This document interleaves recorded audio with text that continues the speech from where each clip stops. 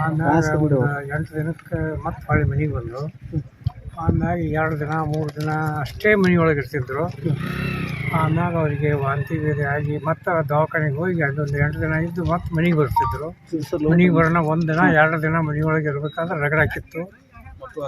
ಮತ್ತೆ ಹಾಸ್ಪಿಟ್ಲಿಗೆ ಹೋಗ್ತಿದ್ರು. ಈಗ 7 ಸರಿ ಹಾಸ್ಪಿಟ್ಲಿಗೆ ಹೋದರು. ಕಡೆ ಸರಿ 5ನೇ ತಾರೀಕಿಗೆ 4ನೇ ತಾರೀಕಿಗೆ ಮನೆಗೆ ಬಂದರು.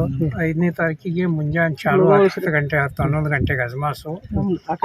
ಆಮ್ಯಾಗ ಒಂದು 12 ಗಂಟೆ ತನಕ ಮನೆಯೊಳಗೆ ಇದ್ದೆವು. ಅವ್ರದ್ದು ಹಾಸ್ಪಿಟ್ಲ್ದವರು ಒಬ್ಬ ನರ್ಸನ್ನು ಕಳಿಸ್ಕೊಟ್ಟಿದ್ರು ಮನೆಯೊಳಗೆ. ನಾವು ದವಾಖಾನೆಗೆ ಕೊಡೋದು ಇದೇ ಔಷಧ, ನೀವು ಇಲ್ಲಿ ಮನೆಯೊಳಗೆ ಕೊಡೋದು ಅದೇ ಔಷಧ ಅಂತ ಹೇಳಿದರು. ಆಮ್ಯಾಗ ಮನೆಯೊಳಗೆ ಅದು ಕಂಟ್ರೋಲ್ ಆಗಲಿಲ್ಲ. ಒಳ್ಳೆ ಅವ್ರ ಡಾಕ್ಟ್ರಿಗೆ ಅವ್ರು ಬಂದವರು ಫೋನ್ ಮಾಡಿದರು, ದವಾಖಾನೆಗೆ ಕರ್ಕೊಂಬರ್ರಿ ಅಂದರು. 12:30 ಸುಮಾರು ದವಾಖಾನೆಗೆ ಹೋದೆವು. ದವಾಖಾನೆಗೆ ಹೋಗೋದ್ರೊಳಗನ ಸ್ವಲ್ಪ ಅವ್ರಿಗೆ ಜಾಸ್ತಿ ಆಗಿಬಿಟ್ಟಿತ್ತು, ಭಾಳ ಮಾತು ಗಪ್ಪಾಗಿದ್ದು. ಮುಂದೆ ಅಲ್ಲಿ ಹೋಗಿ ಒಂದು 15 ಮಿನಿಟು ಬಹುತೇಕ ಜೀವಂತವಾಗಿರ್ಬೋದು ಅವರು ಅಷ್ಟೇ. ಅವ್ರು ಏನಂದರು ಹಾರ್ಟ್ ಅಟ್ಯಾಕ್ ಆಗಿದೆ ಅಂತ ಹೇಳಿದರು. ಇದು ಜನವರಿ 5ನೇ ತಾರೀಕಿಗೆ. ಮುಂದೆ ಆಮ್ಯಾಗ ಅಲ್ಲಿದ್ದ ಆಗಿಂದ ಮತ್ತು ನಾವೇನು ಎಲ್ಲ ಕಡೆ ನಮ್ಮ ಮಂದಿಗೆ ತಿಳಿಸಿದೆವು. ಮುಂದೆ ಅವರು ಪೋಸ್ಟ್ ಮಾರ್ಟಮು ಅವರು ಕೇಳಿಲ್ಲ, ನಮಗೂ ಅವಾಗ ಗುರ್ತಾಗಲಿಲ್ಲ ಅದು ಏನು. ಆಮೇಲೆ ಎಲ್ಲಿ ಕರ್ಕೊಂಬಂದ್ರಿ? ಆಮ್ಯಾಗ ಮನೆಗೆ ಗುಳೆಗುಡಕ್ಕೆ ಕರ್ಕೊಂಬಂದ್ವಿ. 6ನೇ ತಾರೀಕು ಇಲ್ಲೇ ಸಂಸ್ಕಾರ ಆಯಿತು.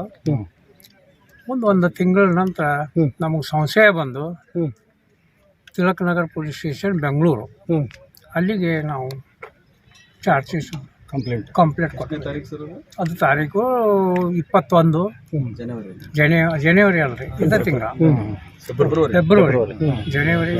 21 ನಾವು ಕಂಪ್ಲೇಂಟ್ ದಾಖಲು ಮಾಡಿ ಬಂದ್ವಿ. ಏನು ಸಂಶಯ ಅಂದ್ರೆ ನಮಗೆ ಸ್ಲೋ ಪಾಯ್ಸನ್ ಕೊಟ್ಟಾರ ಅವ್ರಿಗೆ ಅಂತೇಳಿ ಸಂಶಯ ಬಂದು ಕಂಪ್ಲೇಂಟ್ ದಾಖಲು ಮಾಡ್ಕೊಂಡು ಅವ್ರ ಹೆಸರು ಕೊಟ್ಟೇವ್ರಿ ನಾವು. ಅವ್ನ ಹೆಂಡತಿ ಮತ್ತು ಅವ್ರ ಜೋಡಿ ಒಬ್ರು ಇದ್ರು ಗೆಳೆಯರು. ಅವ್ನ ಗೆಳೆಯನ ಸಂಶಯ ಇದೆ ಅಂತ ನೀವು ಕಂಪ್ಲೇಂಟ್ ಮಾಡಿ. ತಮ್ಮ ಹೆಸರು ಹೇಳಿ. ಪಕ್ಷಪ್ಪ ಹೆಗಡಿ.